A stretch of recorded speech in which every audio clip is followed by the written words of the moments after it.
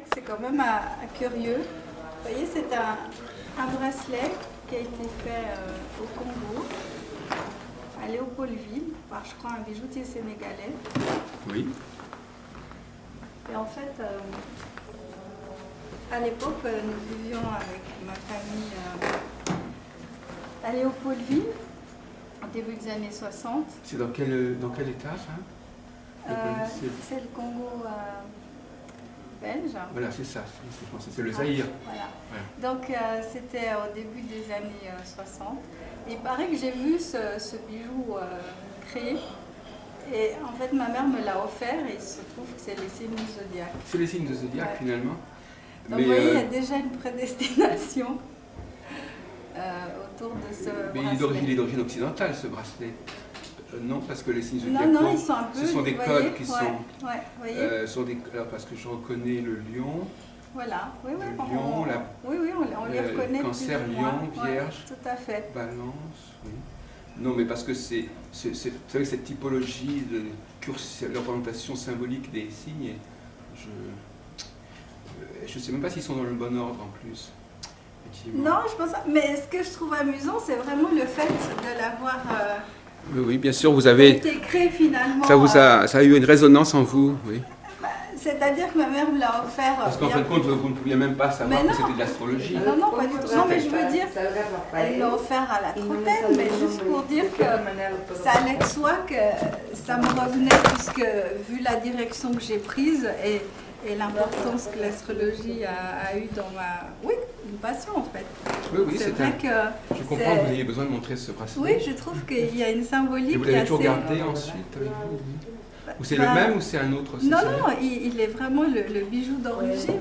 Donc c'est le bijou que vous avez vu quand vous aviez quel âge? J'avais 3-4 ans, donc ça devait être en 62, 63. Vous l'avez toujours eu avec Alors vous? ma mère me l'a offert quand je devais avoir la trentaine. Donc au début c'était à votre mère? Oui, tout à fait. D'accord. Et est-ce que votre mère, quand est-ce que vous avez découvert que ce bijou avait une dimension astrologique? Mais en fait, c'est ma mère qui... Elle l'avait compris déjà elle-même que ça avait une... Je pense, oui, parce qu'en fait, elle m'a toujours laissé choisir vers où j'allais m'orienter. Oui, mais est-ce qu'elle savait que c'était astrologique, ces symboles? Parce que oui, bien sûr. Ben, oui. Non, tout le monde ne le sait pas. Oui, non, elle le savait, oui. Elle avait une connaissance de l'astrologie? Non. Alors, comment savait-elle que quelqu'un lui avait dit? Oui, mais je pense que le bijoutier a dû lui dire que c'est les signes. Ben, même les bijoutiers ne sont pas forcément capables de le dire. Hein. C'est un grand mystère, votre affaire. Ben, vous voyez, voilà, alors ça commence comme ça. D'accord. Donc, on va récapituler un peu votre parcours.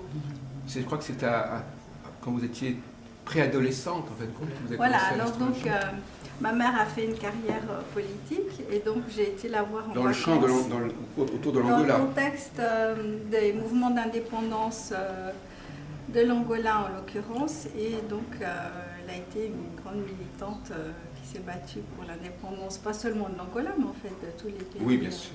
Enfin, contre la colonisation. Bien qu'elle soit de père portugais et de mère angolaise indigène noire. Elle est elle-même métissée? Oui, voilà. Voilà, on va voir peut-être l'idée. Voilà. Bien, donc...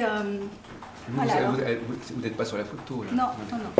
Donc c'est Maria de Jesus Aller. Oui. Jesus Aller. Bon, alors donc, quel était son rapport à l'astrologie, alors Disons à votre maman? Non, je pense pas que ma mère était très... Alors donc comment vous ouverte, êtes... oui, intuitive. Donc vous-même, alors artiste. parlons donc de vous, comment vous êtes venu à l'astrologie? Alors justement, avec donc c'est à la suite. monsieur Barbet, justement. Alors c'est donc à la suite de vacances où j'ai été rendre visite à ma maman, qui était donc à l'époque représentante du mouvement de libération au Caire. Et donc le premier soir, moi j'ai le souvenir m'a fait la surprise d'aller voir le spectacle de son et lumière devant la pyramide. Oui, les pyramides. Ouais. Et c'est vrai que là, ça a été un choc. Mais l'astrologie est arrivée à partir avec les pyramides? Oui. Il s'est passé quelque chose devant cette pyramide. Oui, l'histoire. Oui, du coup, l'histoire de l'Égypte. Et très vite le zodiaque de Dendera. Oui. Et Mais en ça, fait, vous ne l'avez pas vu au moment des pyramides. ça. non, mais c'était comme si le chemin s'est ouvert Voilà. dans C'est cette encore direction. oui, c'est ça, c'est des signes précurseurs, Ouais. avant-coureurs. Ouais. Le Donc, bracelet, les et pyramides. à partir de là, la passion pour l'astrologie. Donc j'ai dévoré plein de livres, donc en autodidacte. Et à 18 ans, bon, je savais que je voulais faire quelque chose de social, donc je me suis orientée dans la psychologie et sciences de l'éducation. Donc à ce ces moment-là, études vous que ne j'ai pensiez faites. pas que ça aurait un rapport avec l'astrologie, en fait. Non, mais c'était une passion annexe. Mais finalement, quand j'ai fait mes études en psychologie, j'ai eu la chance justement de rencontrer Michel Barbet, qui était mon professeur. Il pendant était où, à 4 ans. Genève, je ne sais pas. Oui, à Genève. Donc, il travaillait dans l'administration, il faisait les cours justement À lui. dans les salles de l'Uni. Donc, c'était vraiment une ambiance hyper exaltante, avec ce sentiment justement que l'astrologie était réhabilitée. Et qu'il est dans le intégré contexte- dans l'ensemble dans le des contexte connaissances. universitaire, Oui. comme ça a eu été un temps. Et donc voilà. Et c'est vrai que ça m'a permis de me rassurer sur le fait que voilà, je savais monter une carte du ciel, je comprenais mécaniquement comment ça fonctionnait par rapport à l'astronomie, donc que ce n'était pas une vision fantaisiste. Et ça, c'était important dans l'idée de commencer à me lancer à interpréter des thèmes, parce que moi, c'est quand même le côté analyse du caractère qui m'intéressait Oui. forcément. Je suis venue à la prévision bien plus tard, j'étais un petit peu réticente, parce que j'avais pas envie de tomber dans justement une récupération de voyance et autres, bien que je respecte. Il y a une promiscuité difficile Voilà, à gérer. oui. Et donc je voulais que l'astrologie reste sacrée, respectée en tant que telle, par rapport justement à ce parcours que j'avais fait autour de... Je pense qu'il y a aussi Schlossmann qui a un retentissement. Sur le zodiaque de Dendera, Oui, justement. voilà. Donc il a écrit d'autres livres, pas seulement sur l'astrologie, mais disons que ce personnage Ah, aussi très bien, m'a c'est bien de beaucoup l'évoquer. Oui, interpellée. c'est quelqu'un qui n'est pas Oui, inintéressant. voilà. Alors, et que peu d'astrologues, enfin, je veux dire, dans... Oui, il faut les historiens. C'est un. Oui. Oui. Il a travaillé dans les romans. Enfin, bon, Oui, c'est vrai qu'il m'a fascinée déjà en tant que personne, son parcours. vous avez eu l'occasion de le rencontrer? Non, Ah, mais c'est vrai que j'ai lu d'accord. pratiquement tous ses Oui. livres. Oui, il était très marqué par l'Égypte. effectivement. Voilà. Et donc, ça a aussi été mon initiateur, si on peut dire. Oui. Et voilà. Et donc, après, j'ai fait mes études de psychologie et sciences de l'éducation. Donc, c'est vrai que ce côté pédagogique me semblait important. J'aime bien justement pouvoir expliquer aux gens, les éveiller, les ouvrir aussi à leur curiosité en la matière. Et j'avais aussi envie d'entrer dans une optique de soins. Et c'est pour ça que par la suite, je me suis retrouvée avec la sophrologie. Et ma propre thérapie, j'ai eu la chance de bénéficier d'une technique nouvelle où en fait j'étais enregistrée pendant mes séances. Et le but, c'était que le thérapeute me fasse prendre conscience quand je parle avec ma tête ou avec mes émotions. C'était quoi? Il avait des critères. C'est-à-dire, m'a expliqué en quoi consistait la technique, si j'acceptais d'être enregistrée, donc filmée pendant mes séances. Après, vous regardez, on vous voit, vous regardez. Non, c'est lui qui, de temps en temps, supervisait et orientait la séance en fonction de cette approche. Comment, à votre avis, comment il faisait? Il regardait votre gestuelle, votre façon? Oui, voilà. Donc c'était vraiment tout ce qui est lié finalement à la corporelle, Oui. la gestuelle, oui. Et il vous a suggéré une nouvelle gestuelle ou Il n'a pas été vraiment dirigiste parce que c'était quand même un psychiatre à l'origine. Mais disons que je le trouvais assez ouvert. Et puis bon, il m'a quand même avoué qu'il avait le sentiment, en toute modestie, de faire une analyse avec une personne qui a les aptitudes d'analyser aussi. Oui. Donc c'est sûr qu'il m'a dit que ça a été facilité. Et bon, donc c'est vrai que ça a été une expérience assez fabuleuse parce qu'en plus il faisait de l'hypnose. Et j'entends, on a aussi abordé cette technique qui m'a totalement convaincue et qui m'a amenée aussi à aller vers de la sophrothérapie hypnotique. Que vous pratiquez Aussi. Oui. Donc effectivement, vous disiez qu'au bout du compte, l'astrologie était devenue quelque chose d'un peu annexe. Si vous voulez. C'est-à-dire, ça fait partie d'une palette. C'est une solution parmi d'autres. Oui, voilà, tout à fait. Donc je ne me suis pas cantonnée à l'astrologie, je l'ai laissé sa place sacrée.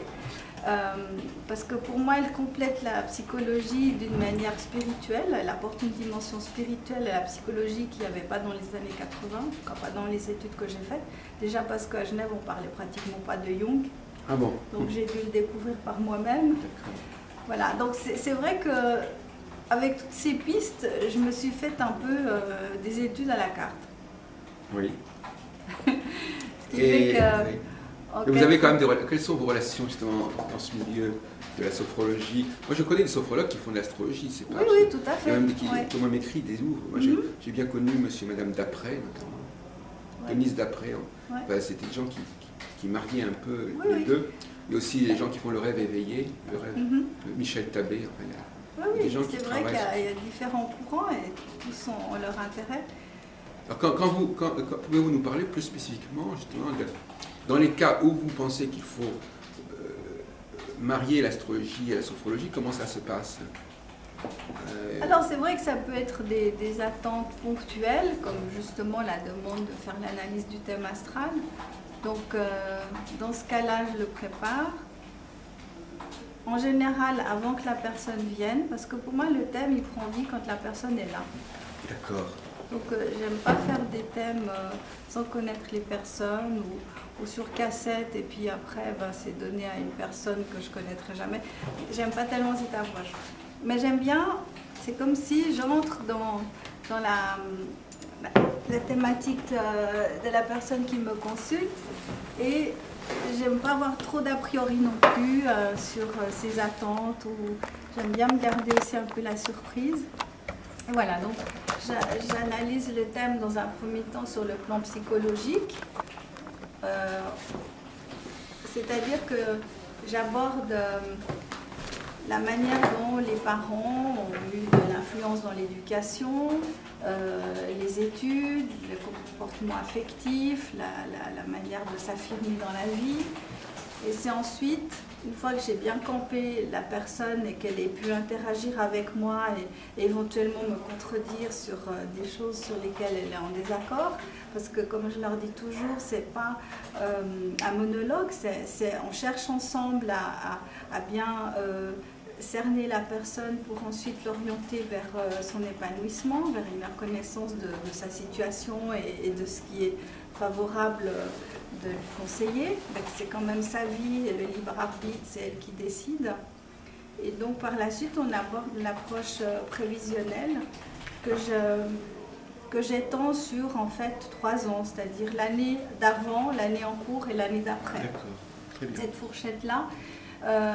Comme ça, selon la problématique, parce que forcément on va sortir en cours d'analyse du caractère, et on va pouvoir justement, en fonction de ce qui a été fait et où on en est, faire la juste orientation. Oui. Donc ça me tient à cœur de ne pas être dirigiste, même si forcément dans l'emballement d'une consultation vous affirmez certaines choses, mais j'avertis bien la personne qui me consulte que voilà, il y a mon approche, mais il y a quand même l'intérêt du patient qui compte, du consultant, et par conséquent, moi ce qui me satisfait, c'est que la personne parte avec une meilleure connaissance d'elle-même, pas dans un état de confusion parce que je lui ai donné trop d'informations, et puis aussi avec une certaine confiance. Donc, d'où l'importance d'avoir quand même une approche un peu spirituelle, de ne pas être là en apitoiement d'une mauvaise période. Déjà, comprendre pourquoi on la vit et pouvoir justement être dans un terme assez moderne maintenant de résilience qui consiste à rebondir. Parce que tout le monde souffre, tout le monde vit des épreuves. Bon, certains donc vous renforcez leur capacité de résilience. Voilà, exactement. Donc ça, c'est aussi mon souci. Et surtout pas quand on s'appuie sur tout ce que j'ai dit comme des vérités absolues. J'ai envie d'être confrontée à des consultants qui font appel à leur sensibilité, leur intelligence, leur parcours, Et j'ai pas voulu me spécialiser dans une catégorie de gens. J'ai le bonheur d'avoir vraiment toutes les catégories de personnes, Oui. aussi bien de culture, d'âge, de situation sociale. Et c'est pour ça que je suis toujours aussi enthousiaste par mon métier. Oui, donc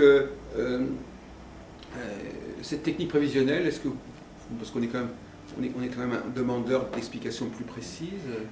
Oui, alors c'est vrai que forcément il y a plusieurs courants et tendances. C'est vrai que moi j'applique la technique la plus précise entre guillemets, c'est-à-dire les aspects, c'est les directions. Alors il y a direction primaire, secondaire, symbolique, je ne sais pas.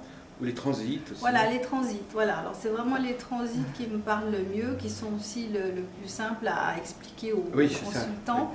Oui. Et l'aspect finalement précis, c'est-à-dire vraiment la vraie conjonction, la vraie opposition. Même si évidemment il y a des retentissements sur une période plus étendue, mais je me suis rendu compte que dans la pratique ça marche assez bien. Parce que pour un événement, dira-t-on, positif, c'est une manière de préparer la personne à ce qu'il faut se mettre en mouvement avant. Oui, il faut... Voilà, au même titre qu'un événement délicat, il faut aussi le préparer à l'avance. Et des fois, si la personne se positionne bien, eh ben, l'événement est atténué dans sa négativité. D'accord, il faut effectivement se préparer. Vous voyez, par exemple, quelqu'un voir venir c'est le bon moment pour monter mon entreprise. Si ça ressort dans les transits que ce sera plus favorable l'année prochaine, alors je leur dis, écoutez, préparez-vous bien, sûr. Mais vous aurez effectivement plus de chances de succès l'année prochaine. Voilà. Alors, une petite parenthèse, quel était l'enseignement de monsieur, de votre professeur? Alors c'est vrai que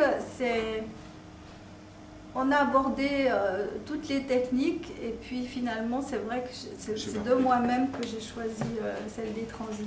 Je crois qu'il avait même publié un livre, monsieur Barbet. Oui. Assez technique, je crois. Oui. Mais c'est vrai qu'après vous avez vraiment le souci de vous dire qu'il faut pouvoir être compréhensible dans ce qu'on va exprimer aux consultants. Il faut effectivement ne pas lui donner comme quand on va chez le médecin, s'ils nous ont pas été, on comprend pas, ça va pas. Et dans certains, donc vous parlez des personnes qui ont fait une demande quasiment express. Voilà, alors il y a effectivement... Mais il y a peut-être aussi vous qui pouvez éventuellement avoir envie. Voilà, alors je vous disais que ça c'est les demandes ponctuelles et puis il y a d'autres situations où voilà, je suis des personnes en thérapie, ça peut être la sophrologie. Vous en servez vous, mais les personnes ne sont pas forcément au courant de votre utilisation de l'astrologie. Non, alors ça je fais jamais rien sans le consentement du consultant, du patient. Mais enfin, d'accord, il peut consentir, mais il n'est pas obligé d'entrer dans vos explications complètement. Non, alors comme je vous dis, c'est où la personne vient ponctuellement pour l'analyse du thème astral, en général c'est par bouche à oreille. Avant de pratiquer, j'ai effectivement pris mon entourage comme cobaye, surtout pour les prévisions, parce que je n'avais pas envie de m'embarquer dans quelque chose de faux. Et c'est vrai que j'ai dû me convaincre, même sur moi-même, que ça jouait étonnamment bien. Et donc, par la suite, je suis des fois confrontée à suivre des patients sur plusieurs mois, de genre thérapie brève ou même sur des années, aussi dans une optique d'épanouissement personnel. Et dans ce cas-là, c'est vrai que peut survenir à un moment donné la suggestion, la proposition que le thème astral soit fait. C'est-à-dire que...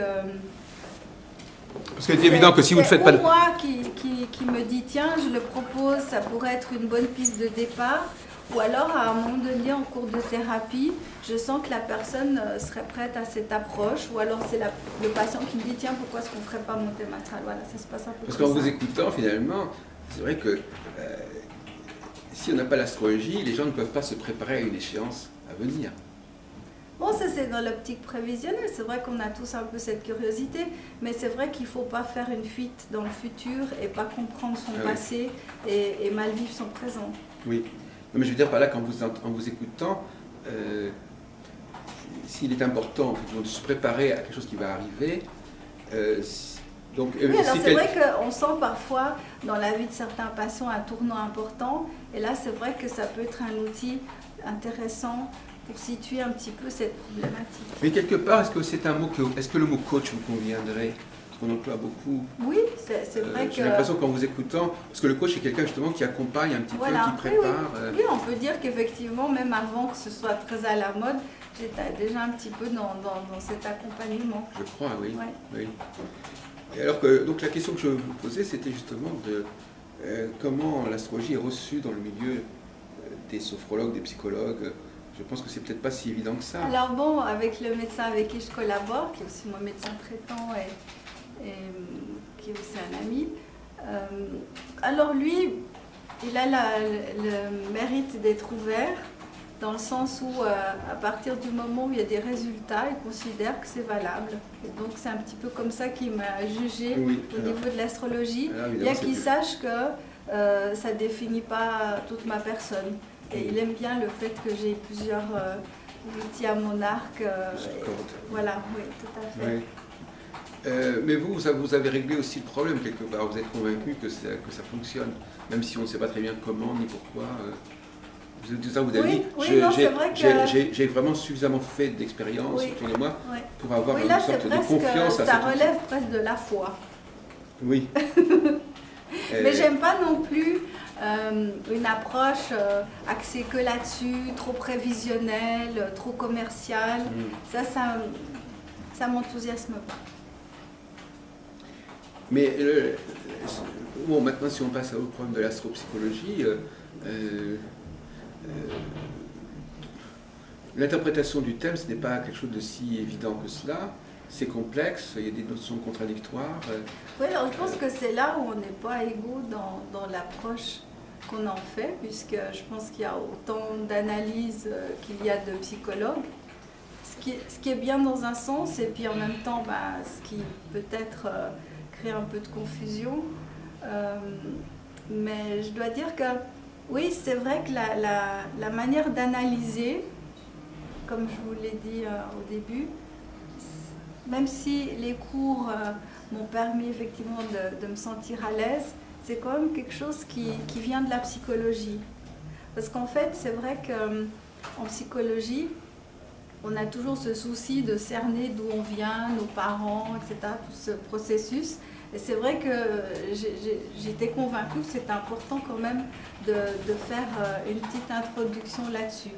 Et parfois, des fois, la séance peut s'appesantir plus sur le père ou la mère, et ça demande alors par la suite des séances suivies, ça arrive. Alors justement, à propos de séances, est-ce que, vous savez que 90% des astrologues travaillent sur une consultation, il y a une seule séance en fin de compte.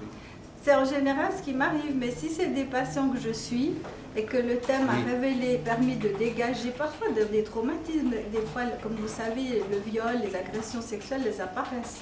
Oui. Donc effectivement, quand vous vous retrouvez avec ce genre d'informations, vous n'êtes pas toujours à l'aise, et en même temps, il faut quand même savoir comment l'amener.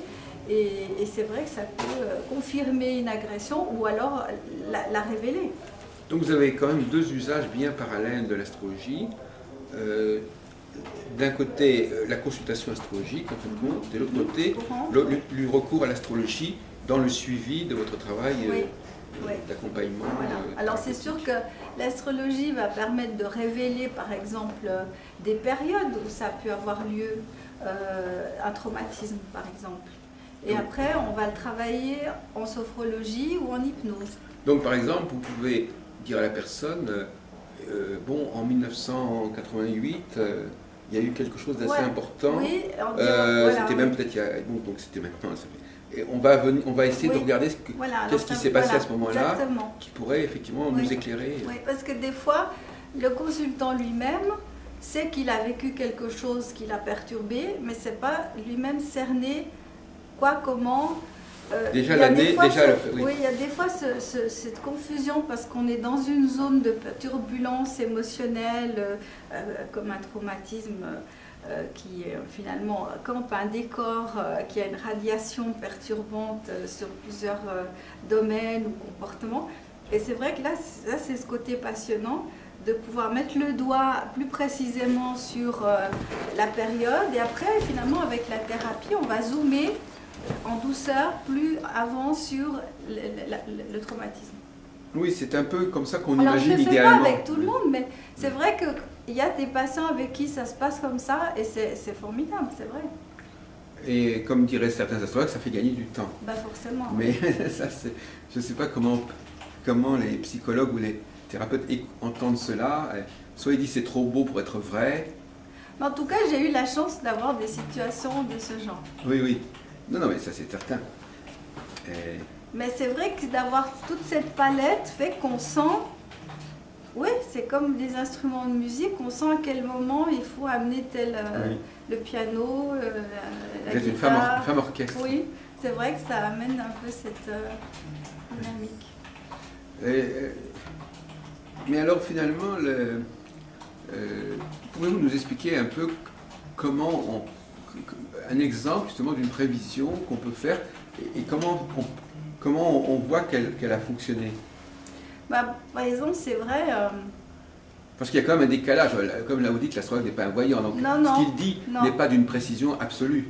Donc comment peut-on dire, voilà, bon, ça qui a été annoncé, ça correspond? Je vais vous parler d'une situation qui n'est pas professionnelle et je pense que c'est d'autant plus intéressant. C'était un couple d'amis qui venait de se marier, qui avait un enfant, dont j'étais proche. Et voilà, ils ont une crise conjugale qui ne semblait pas prévisible du tout puisque tout semblait aller bien. Et c'est vraiment en analysant le thème du couple que j'ai pu comprendre ce qui se passe. Donc cette fois-ci, ça c'est plutôt... Là, c'était vraiment purement prévisionnel, ouais. Non, c'est la synastrie, enfin c'est le... Oui, tout à fait, mais je veux dire, c'est vrai que là, c'est hyper convaincant parce que si j'avais pas eu cet outil, ça me semblait vraiment tomber de la lune, quoi. Oui. Mais là, vous n'aviez pas pointé un moment particulier. C'est qu'au moment où ça se passait, on était comme, ça vous parlera, cette opposition Uranus-Vénus. Oui. C'était bien méchant comme crise. Et après, il y avait, je crois, encore d'autres planètes qui s'en mêlaient, si c'est pas Neptune, bref. Donc, franchement, là, c'était vraiment assez saisissant. Et du coup, ben, c'est vrai qu'il y a certains aspects que vous abordez avec précaution parce que vous dites, attention, non, c'est pas à prendre à la légère, quoi. Oui. Oui, c'est vrai que les astrologues aiment beaucoup Uranus, finalement, parce que ça... Bon, la lune noire peut aussi... Parce que ses effets sont assez perceptibles. Oui, mais la lune noire aussi. Je me suis aussi rendu compte qu'on ne peut pas faire de l'astrologie sans prendre en considération la lune noire. Aussi bien dans l'interprétation psychologique du caractère, c'est-à-dire que si on n'en tient pas compte, on peut faire des prévisions, enfin une description, une analyse qui a l'air de bien se passer au niveau de ce qu'on lui conseille, des dispositions qu'on lui sent. Par exemple, vous voyez, je vais donner aussi un exemple, la lune noire au milieu du ciel, le potentiel est fabuleux et tout, et puis la personne est au chômage chroniquement, elle ne réussit pas sa vie professionnelle, vous demandez pourquoi, chaque fois qu'elle a des opportunités, elle se met en situation d'échec, vous dites, bah, c'est la lune noire qui nous met le doigt là-dessus, alors que le potentiel est bon. C'est là où on doit analyser la lune noire correctement. Et au niveau prévisionnel, pareil. L'année peut très bien se présenter avec d'autres influences, Jupiter et autres, et tout d'un coup la lune noire elle est mal aspectée, et attention. Ça vient gâcher tout. Ouais, donc c'est vrai que l'analyse de la lune noire, j'ai trouvé aussi très passionnant. C'est qu'une mouche qui tombe dans la soupe. Vraiment, ouais. C'est pas à minimiser. Et je l'ai aussi remarqué par rapport à des personnes qui avaient consulté d'autres psychologues ou autres, ou astrologues, et plutôt astrologues, où ça semblait bien se passer, et puis malheureusement, ou inversement, oui, c'est les deux situations. Donc, mais alors comment se fait-il à votre avis, parce que vous êtes quand même passé par l'université, comment se fait-il en vous écoutant, on a l'impression qu'il y a des bonnes fées et des mauvaises fées un petit peu? C'est-à-dire qu'il y a des planètes qui ont un effet plutôt bénéfique, si on peut dire. Oui, mais alors vous voyez, d'où l'importance de bien camper le caractère. Parce qu'il y a des gens qui sont à l'aise avec la lune noire et d'autres pas du tout. Oui. Il y a des gens qui sont à l'aise avec certaines influences et ça dépendra si elles font partie de leur caractère ou pas. Le malheur des uns fait le bonheur des autres. Donc c'est important de se dire, tiens voilà, si justement c'est une personne jupitérienne, eh ben, peut-être que certains aspects d'Uranus, elle les vivra mieux que d'autres. Oui. Mais si c'est une l'émetteur et personne récepteur. qui a... Voilà. Donc après, c'est aussi un dosage à sentir. La même phase peut être favorable aux uns et pas aux autres. Exactement. Ouais. C'est pour ça que je refuse de faire des prévisions quand j'ai pas fait le thème complet du caractère. Oui, d'accord. Parce qu'il y a des personnes qui disent « Oh, mais j'ai déjà fait mon thème, je veux juste les prévisions. » Je dis bah, « Écoutez, je suis désolée, mais voyez, peut-être que moi, je vais avoir une autre approche de vous. Donc, pour moi, c'est important, c'est un souci de conscience professionnelle. » Oui, effectivement. Mais à votre avis, quel est l'arrière-plan de tout cela? Comment est-ce que les astres agissent sur nous? Quel est le système que... Vous parlez de Jung, Oui, alors c'est vrai que je ne serais pas tentée de dire que c'est des influences directes, c'est des influences symboliques. Alors c'est vrai que la synchronicité. C'est pas toujours facile de faire comprendre, même soi-même, de le comprendre. C'est souvent au niveau de l'explication que l'astrologie a des problèmes. Oui, tout à fait. Moi j'ai toujours, elle explique les autres, mais elle ne s'explique pas elle-même. Oui, c'est sûr, c'est sûr. Mais voilà, après c'est tout le doigté qu'on met dans la manière de sentir un caractère, comment on va sentir l'orientation. Enfin, moi c'est vraiment ça qui me passionne. Oui, bien sûr. Parce que pour moi, chaque être est une surprise. Oui. Mais quelque part, sans l'astrologie, il vous manquerait quelque chose d'une certaine manière. Ah oui, c'est vrai que c'est un instrument dans l'orchestre qui est essentiel. Mais vous-même, je n'ai pas très bien compris votre parcours au départ. Comment vous avez découvert l'astrologie? Je n'ai pas très bien compris. Vous avez lu les premiers livres d'astrologie, vous les avez lus à quelle époque? Justement, à la suite de ce voyage au Caire. Donc vous aviez 15-16 ans? J'avais 12 ans. 12 ans. Ouais. Et à partir de là, j'ai dévoré plein de livres d'astrologie. Vous avez gardé vos livres? Vous avez votre bibliothèque de l'époque? Oui, je les ai tous, ouais. Donc c'est quoi ces livres? Écoutez, justement, là, j'ai plus tellement de... Mais on était dans les années comment? C'était quoi? C'était les années 70. 70, d'accord, oui. Donc, il n'y avait pas encore beaucoup de choses, mais je crois que... Comment elle s'appelle déjà? Justement, c'est pour ça que je trouvais important de pouvoir un petit peu me préparer pour les auteurs. Oui, mais c'est pas... Mais bon, disons que... Il y a ce livre-là de Marie-Noël. C'est un livre où je trouvais que la description, voilà, elle faisait une différence entre, on le trouve, de Gravelaine, je crois. Joël de Gravelaine, qui a alors écrit d'ailleurs sur la Lune noire. Voilà, oui. Alors je trouve que son livre, je le recommande assez pour démarrer, parce que le fait qu'elle fasse une différence entre la manière de vivre un signe au féminin ou au masculin, déjà ça c'est essentiel. Oui, parce que c'est vrai qu'en psychologie, ce qui m'intéressait, enfin le travail de thèse, c'est sur l'androgyna. Et c'est vrai que... Vous avez fait un travail sur ce sujet? Oui, c'était ça qui me tenait à cœur. Bon, malheureusement, il n'a pas été accepté parce que c'était trop révolutionnaire pour l'académie. Bon, bref. Mais bon, en tout cas, toute ma quête s'est tournée autour de cette question identitaire. L'androgynal de l'être, mythe ou réalité, voilà, c'était le titre de mon travail. D'accord. Voilà.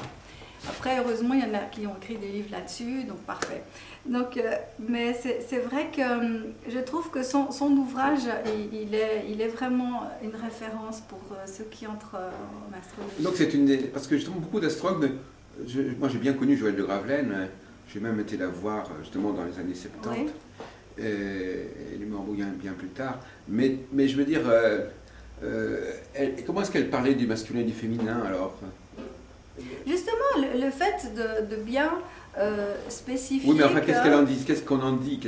Parce que souvent, les astrologues, il leur manque des notions assez claires sur ce sujet. Non, alors justement, ce que je trouvais important de comprendre, c'est qu'un signe masculin, par exemple le bélier, il se vit mieux au masculin qu'au féminin. Bon, voilà. Voilà. Et alors, le fait de faire un travail qui va faire un portrait différent de la manière de vivre le bélier si on est un homme ou une femme, et de le faire pour tous les signes, je trouve que c'est un très remarquable. Ah oui, donc finalement, elle s'appuyait directement sur la classification traditionnelle. Oui, mais les planètes féminines, les signes masculins, les signes féminins, et elle considérait... Et elle a fait la traduction juste, voilà, oui, je trouve. Mais elle n'a pas cherché forcément à définir ce que c'est que le masculin et le féminin.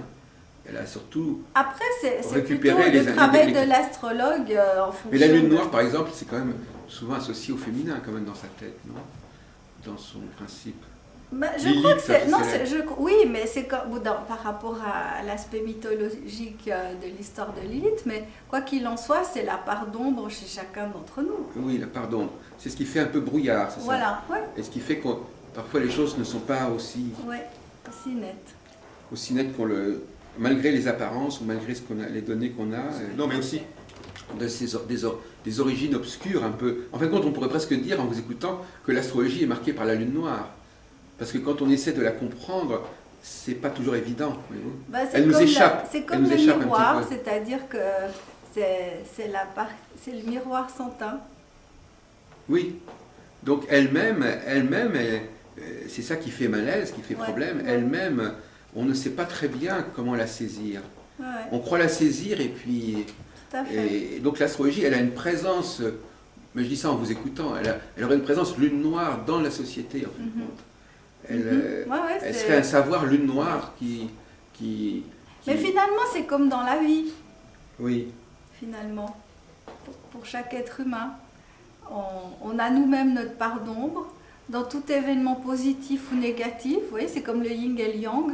À événement négatif, il faut essayer de voir ce qu'il y a de positif.